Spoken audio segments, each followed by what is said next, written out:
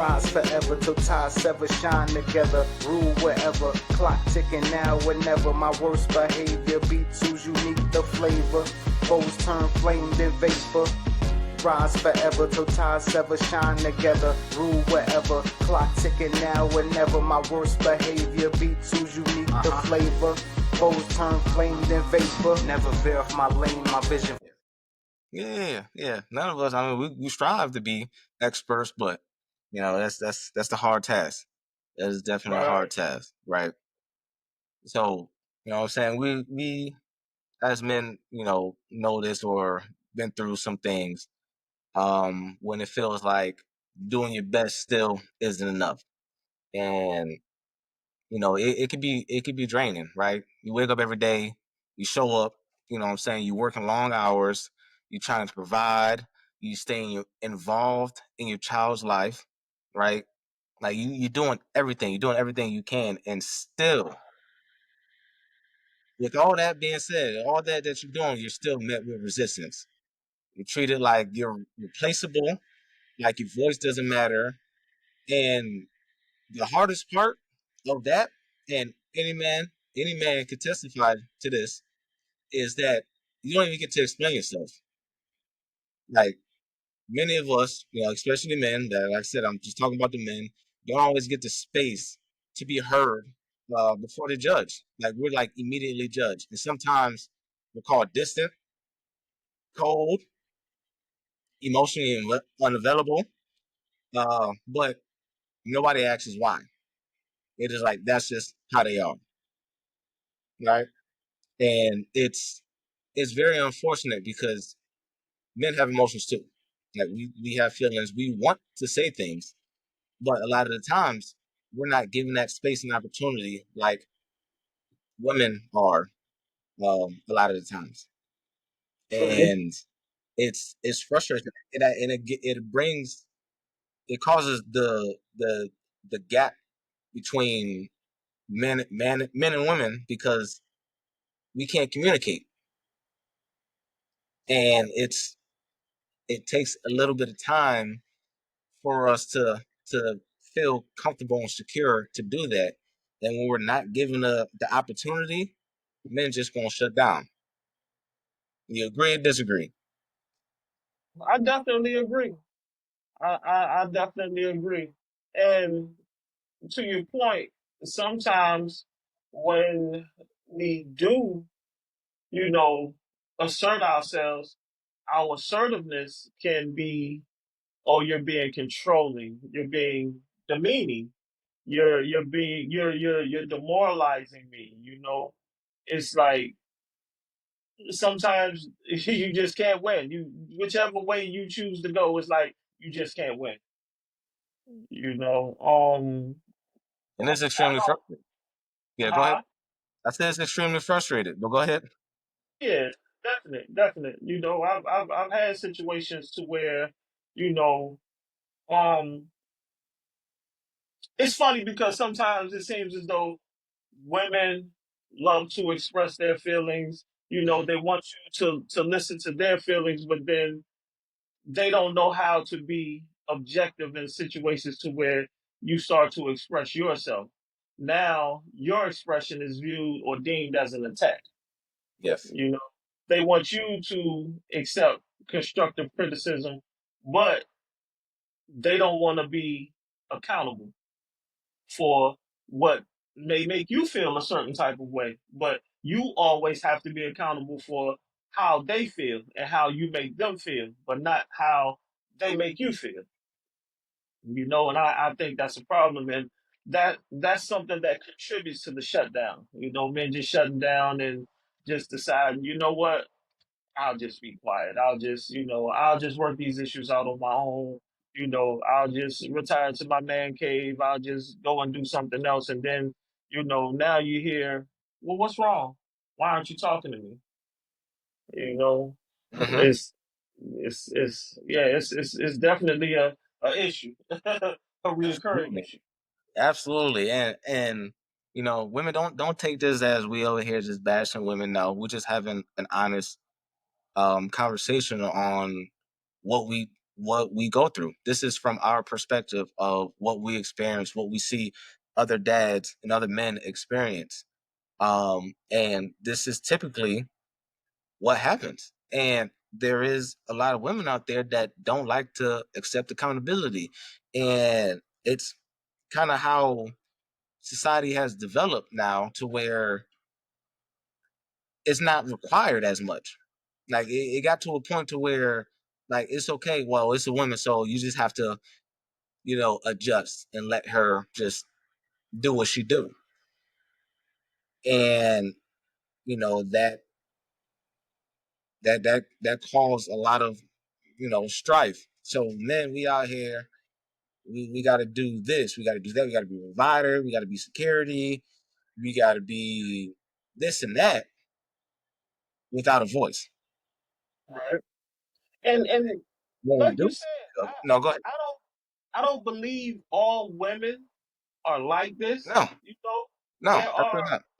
there are plenty of women, that are very accountable for their actions. There are plenty of women, who want to know how their men feel and, would love for their men to express themselves, And of course, it's our job to talk to men about these things, and I try to tell men all the time, like make sure you're being accountable. Make sure you're being responsible, for the things that you contribute, because sometimes women shut down too. They seem to shut down because they feel like we don't understand them, you know. But for the most part, like you said, a lot of times women don't understand us. Some women don't even try to understand us because they make everything about them, you know? Yeah, yeah, and it's like you spoke on with trying to when we're talking to the guys, um trying to you know uplift them and let them know that they do have a voice because men, a lot of men can speak on this, but women, if any women out there listening, this is what kind of men go through as youth. We don't have the opportunity most times to voice how we feel, to allow ourselves to be vulnerable. We have to be tough, and it sounds all cliche or whatever, but that's the truth. Like anywhere you go and you see, toughen up. Don't show no emotion. That's weak. That's soft. Like we can't do that. If you got a problem, keep that in. You don't let nobody else say it.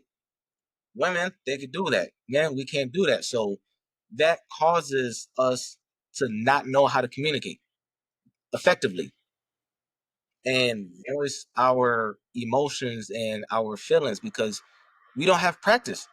Women get practice. They get practice. They get this and that. They learn. So by the time they're adult, they're more familiar with that. Men, we're not. So that's new territory, and you're asking us to do that. And we understand to a certain extent. We just don't know how. We don't have to practice most. Now, there's some men that do, but I'm just talking about most that go through these situations, and scenarios. So this this stuff we talk our guys out because sometimes they do it to themselves too, and we have to teach them how to do that because we had to learn. We had to go through some struggles to learn and to reinstate that what they're doing is enough when they're actually doing what they're supposed to do. Oh, yeah. And a lot of times we want to open up to our women. We need to be able to open up and share and have those vulnerable moments without being looked upon as being weak. Because initially, and I tell our guys this all the time, the reason why we can't talk to our women is because we become complacent in the relationship. We don't take the time to do the things that we initially did to get these women. So if we can take it back, if we can rewind it and go back to doing the things that you did to get her now when you do these things, everybody is in a pleasurable moment to where everybody feels like talking. Because in the beginning, everybody is talking. They're telling everything. They're telling their entire life story, and they're enjoying each other's company. So once we get complacent, we don't have these conversations no more. We don't want to talk no more. We're thinking about different ways to argue or bring up an argument as opposed to, coming to a common ground and figure out, how can we get back to a space where, we can be open again, where we can, share each other's thoughts, just be able to conversate, Yeah, just to be able to conversate. And like you said, communicate civilly, a healthy communication. mhm. Some people don't even know what communication is anymore. Some people think that communicating is just screaming, calling each other out of each other's name. Yeah, You know, yeah, yeah. And then, yeah, and we definitely understand, different environments, different backgrounds. There's going to be, a cultural difference. But at the end of the day, communication, properly, listening, um, to understand and not listen to react, is big. And a but you lot of, said something though. Culture, yeah, current culture, yeah, current culture doesn't promote, you know, healthy communication. Current culture doesn't promote that. Current culture promotes um current culture, I would say, promotes normalizing dysfunction. mhm, Because if every time we go on social media, the majority of the things we see is just pure and total dysfunction, and it's constantly being pushed, it's constantly being promoted, and now children are starting to think and feel like, okay, this is how it is, this is what it's supposed to be, this is what it's gonna be. You know, if mom and dad can't, have a healthy conversation, a civil conversation, then what am I supposed to do?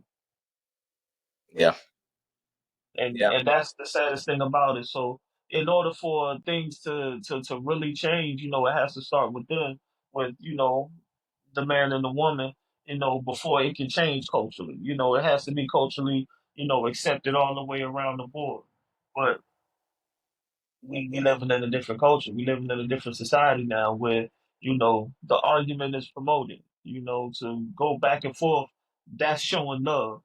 If you're extremely toxic, if I gotta cuss you out and, do something crazy, now I'm showing you that I love you.